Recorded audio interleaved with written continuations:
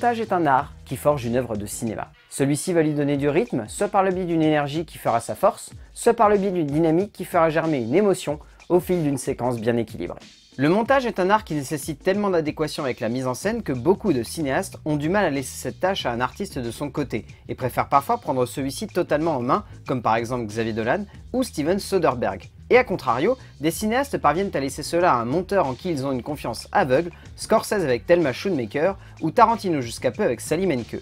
C'est pour dire à quel point un montage ou un monteur peut apporter un regard particulier à une œuvre de cinéma et forger la force et la forme d'un métrage. Chez Edgar Wright, le montage est un art à part entière, car si ces films sont de beaux exemples de mise en scène, ils sont un modèle de travail de montage, un travail qui allie une cinéphilie folle et une rythmique saisissante. Wright est un amoureux du cinéma, ce n'est plus vraiment un besoin de le rappeler. Mais si cela se ressent dans les sujets qu'il met au centre de ses films ou le genre qu'il investit, allant de l'horreur à la science-fiction, cela se ressent encore plus par le biais de son travail de montage, qui parvient à de nombreuses reprises à jouer avec la puissance d'un clavier et de deux cadres qui se suivent. Chacun de ces films joue avec le cinéma, en prennent l'essence même et rappelle que les cinéastes s'influencent les uns des autres. Et Wright est bercé par le cinéma du monde entier et va piocher dans tous les recoins possibles et imaginables. Au-delà d'avoir une référence précise lorsqu'il compose un de ses films, Edgar Wright va chercher à s'inspirer de tout ce qui fait un genre de cinéma, ainsi que de tout ce qui fait la forme de ce genre. Si Shaun of the Dead est un grand et magnifique pastiche du cinéma de zombies, c'est non seulement parce que Pegg et Wright sont amoureux du cinéma de Romero, mais c'est également parce qu'ils piochent des idées de montage venant de tous les grands moments de ce cinéma. Zombie, Brain Dead ou encore le clip Thriller. Musicalité, énergie, création, hommage, des mots qui forgent le cinéma de Wright et qui font que ces films sont bien plus qu'un plaisir jouissif de cinéma de genre, mais avant tout des œuvres créées à partir d'une réflexion très poussée autour de l'idée même qui fait le cinéma, faire d'une image un outil de compréhension du 7e art et un moment d'émotion. On pourrait s'étendre des heures et des heures là-dessus, mais pour moi le plus bel exemple dans la courte mais fantastique filmographie d'Edgar Wright reste son deuxième long métrage, Hot Fuzz, qui rend un vibrant hommage à deux cinéastes en matière de montage. L'un n'est jamais caché, il s'agit de Michael Bay, qu'il soit cité frontalement face à la caméra du cinéaste, Point Break or Bad Boys 2?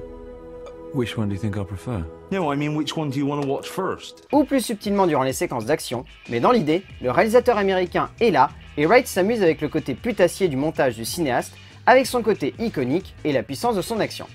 Et dans un angle plus subtil, cela se voyant notamment dans la séquence d'introduction, displayed great aptitude in field exercises, notably urban pacification and riot control.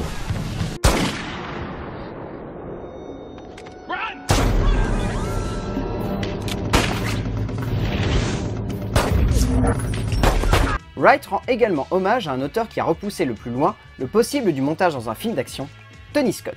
Le jeu qu'il propose durant la séquence d'ouverture, entre des images se fondant les unes dans les autres, des personnages et des actions qui s'enchaînent en peu de temps et la voix off portant l'effet du personnage, Received a Bravery Award for efforts in the resolution of Operation Crackdown. In the last 12 months has received 9 special commendations, achieved the highest arrest record for any officer in the Met, and sustained 3 injuries in the line of duty, most recently in December, when wounded by a man dressed as Father Christmas.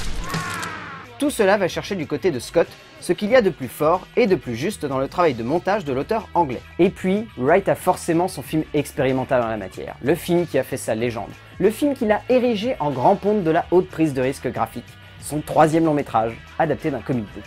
Dans Scott Pilgrim, Wright passe constamment son temps à repousser les limites du montage. Les enchaînements de séquences, les jeux de rythmique et d'énergie entre les cadres et les personnages, le changement de ratio de cadre, passant du scope au 16/9 en retournant à un cadre hybride, tout cela est là et se pose comme une tentative graphique saisissante d'inventivité et de brio même, on peut le dire.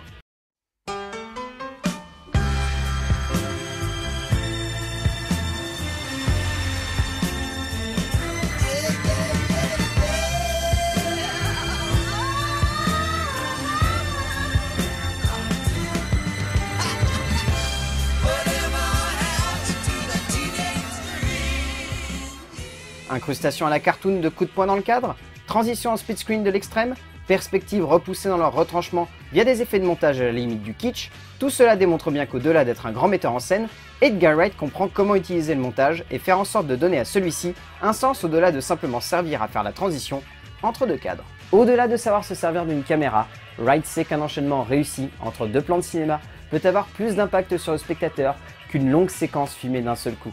Wright est un de ces cinéastes qui se sert de tout le cinéma et qui ainsi On comprend la puissance graphique.